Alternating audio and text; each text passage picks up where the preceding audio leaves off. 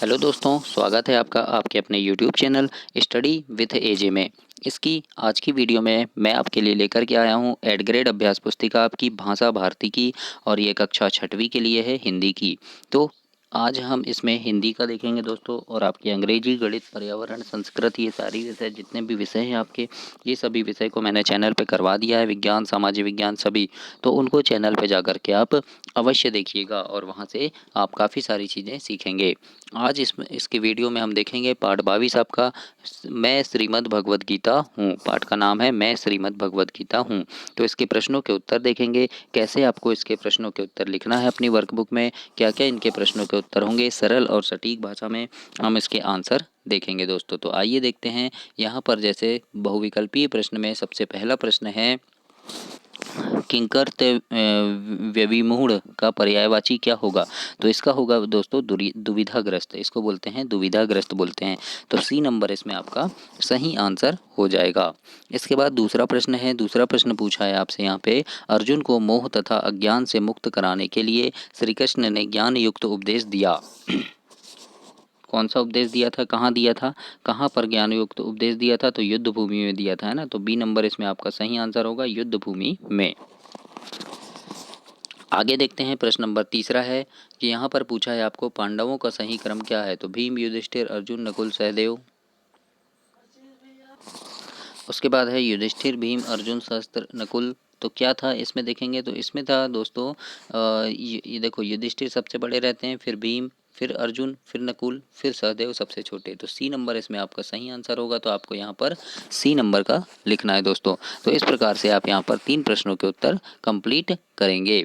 आगे देखते हैं, प्रश्न नंबर 4 है। यहाँ पर लिखा है, श्रीमद् भगवद गीता के अनुसार जीवन की सार्थकता कैसे प्राप्त की जा सकती है? तो इसके उत्तर में लिखिएगा, मोह में प्रभावित हुए बिना कर्म करके करने और कायरता को त्यागने में है ना। तो क्या है इसकी जीवन की सार्थकता कैसे है? तो मोह को प्रभावित हुए बिना कर्म करने और कायरता को त्यागने में ही जीवन की सार्थकता है। तो इस प्रकार से आपको चौथे नंबर का आंसर लिखना है।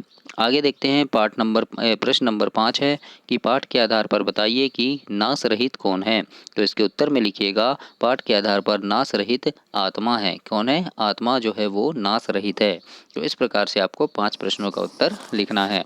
और दोस्तों, चैनल पे मैं आपकी वार्षिक परीक्षा के पहले अभ्यास प्रश्नों की बहुत सारी वीडियोस डालता हूं। जितने आपके सब्जेक्ट हैं, पूरे 6 सब्जेक्ट, उनके अभ्यास प्रश्नों की, गणित की, हिंदी की, अंग्रेजी की वीडियो डालता हूं कि कैसे कैसे प्रश्न आपकी परीक्षा में पूछे जाएंगे, जो आपके लिए बहुत ज़्यादा महत्वपूर्ण होंगे, वेरी वेरी आईएमपी प्रश्न।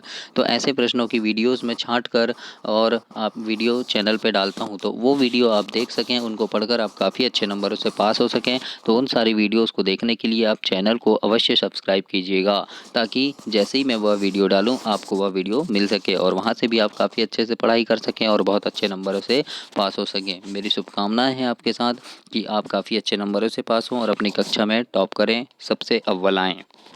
आइए देखते हैं, आगे का पाठ है, आगे के प्रश्न है यहाँ पे प्रश्न नंबर 6, जिसमें पूछा है आपसे कि पाठ के अनुसार बताइए कि युद्ध करना किस परिस्थिति में आवश्यक हो जाता है?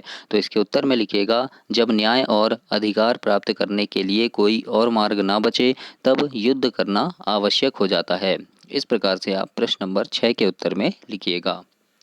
आगे देखते हैं, लघुत्तरी प्रश्न में 7वां प्रश्न है, अर्जुन भ्रम में क्यों पड़ गए? तो इसके उत्तर में लिखिएगा, अर्जुन ने जब दोनों ओर युद्ध के लिए तैयार प्रियजनों को देखा, तब वह मोह पास हो गया। उन्हें क्या हो गया? मोह पास हो गया, यानी वो भ्रम में पड़ गए। तो इस प्रकार से आप प्रश्न नंबर 7वां का उत्तर लिखेंगे दोस्तों।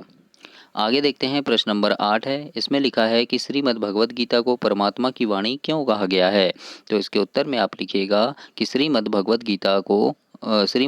गीता को साक्षात श्री कृष्ण मुख से निःसृत होने के कारण कहा गया है। मतलब जो श्री कृष्ण भगवान जी थे, उन्होंने श्रीमद् भगवद गीता साक्षात अपने मुंह से कही थी, इसीलिए क्या कहा गया है? परमात्मा की वाणी कहा गया है। तो इस प्रकार से आप इसका उत्तर लिखेंगे 8वें प्रश्न का।